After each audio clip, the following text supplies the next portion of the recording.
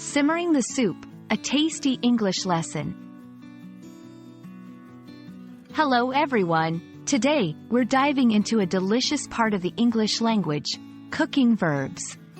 Specifically, we'll explore what it means to simmer the soup.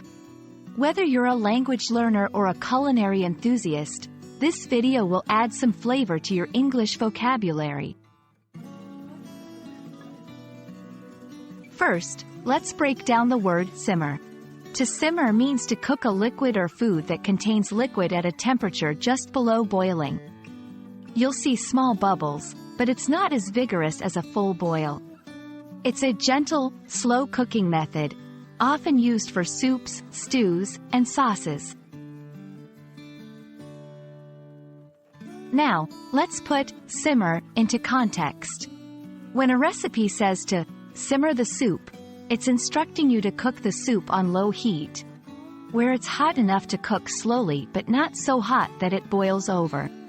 This process often enhances the soup's flavors, melds ingredients together, and can make tougher ingredients more tender. Simmering is a key technique in cooking. It's especially important for developing flavors. Slow cooking brings out complex flavors. Cooking delicate ingredients prevents overcooking and falling apart. Consistency. It helps in achieving the right texture and consistency of soups and stews. Interestingly, simmer is also used metaphorically in everyday English.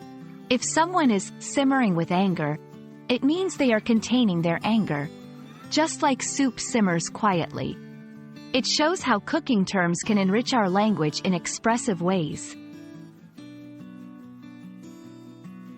I hope this video helped you understand the phrase, simmer the soup, and added a new flavor to your English vocabulary. Remember, language learning is like cooking. It gets better with practice and patience. Happy learning and bon appétit!